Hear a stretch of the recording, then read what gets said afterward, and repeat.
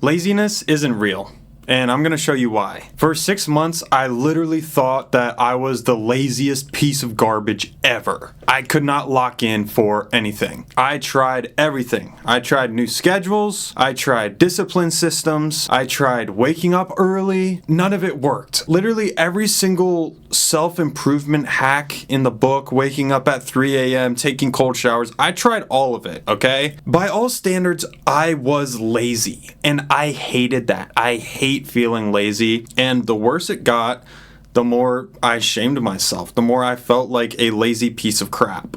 Well, I'm here to show you that laziness isn't real, because I got out of the cycle. So if you ever desperately wanted to work, but your brain just wouldn't cooperate, kind of like mine, that's not laziness. It's actually just a nervous system problem.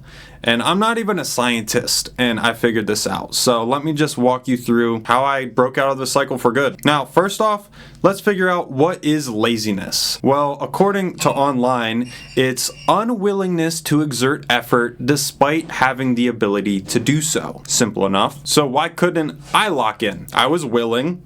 I actually really wanted to. I wanted to work.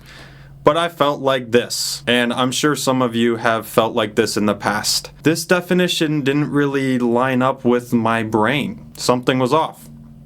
Now this was my laziness loop, okay?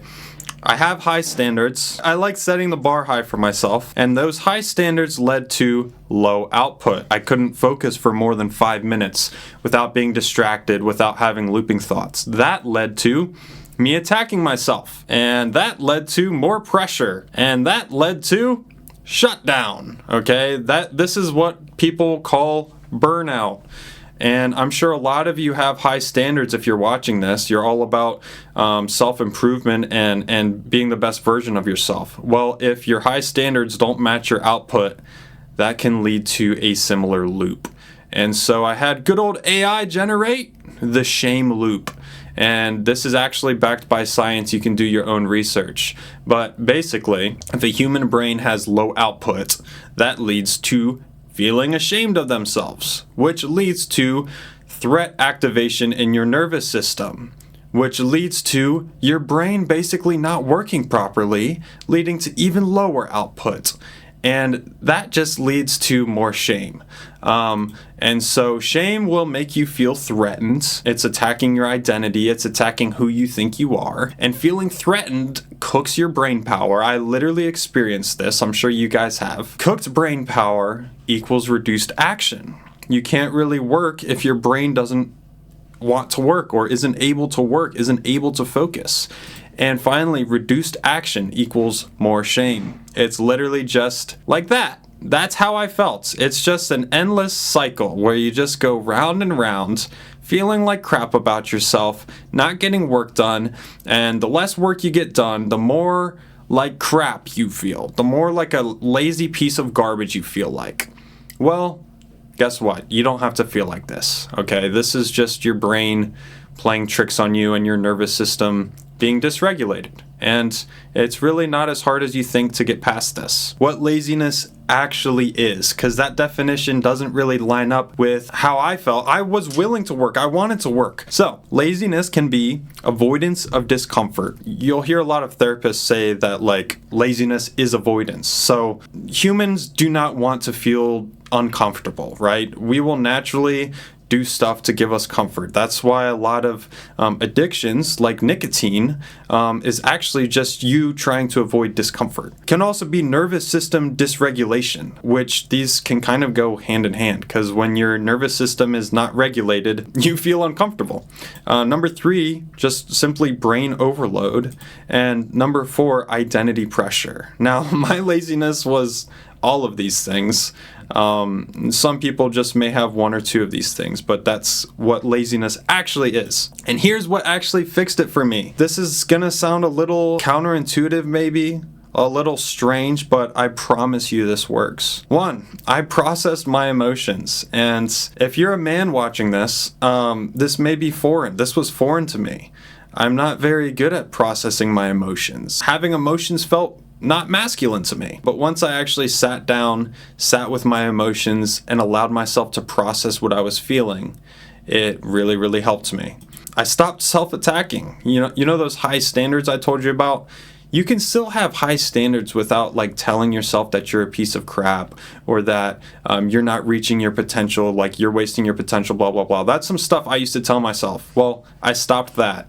And stop self-attacking kind of also like it's easier after you process your emotions. Because if you just have a bunch of emotions that you're suppressing, that you're not processing, then that just leads to self-attack just being way more likely. Feeling safe, like, this sounds so corny, but it's literally so true. Just simple things like having a simple morning routine. Like I used to wake up and just rush straight to work because I felt like there's not enough time in the day. I have to just get to it. But now I realize like my nervous system actually needs very slow paced mornings. I like to enjoy my coffee. I like to sit alone with my thoughts. I like to spend time with God before I jump into work. So really getting into a safe place before you try to work. And one thing at a time. I was so chaotic in my mind when I would sit down to work. I would try to think of the next 10 things I had to do for the day instead of just sitting there and being like, no, I'm going to do one thing at a time and I'm just going to do this and it's going to be good. Yeah, doing those 4 things just, it sounds so simple, but it helped me so much. Like really, you really just got to understand yourself and do what your nervous system needs. This may not work for you, and this is not advice in any way, unless you want to try to do what I did, but I actually use ChatGPT a lot to process my emotions, and I kind of used it as like my virtual therapist. I had to confront like childhood trauma and all of this crazy stuff that I didn't even know was inside. Yeah, it's just crazy how all of this stuff works, but it really does work. So doing all that stuff really stabilized my life, and I kid you not, it was like the laziness just dissipated and fell away.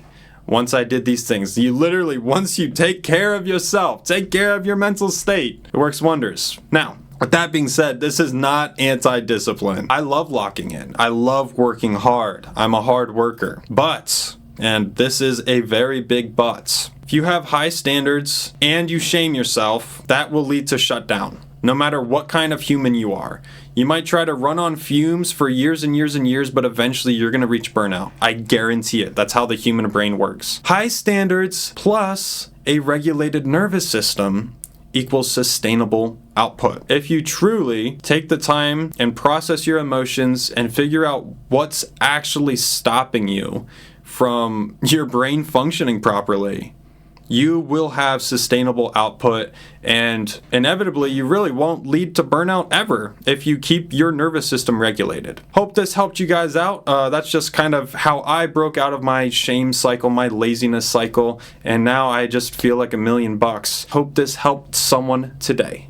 Peace.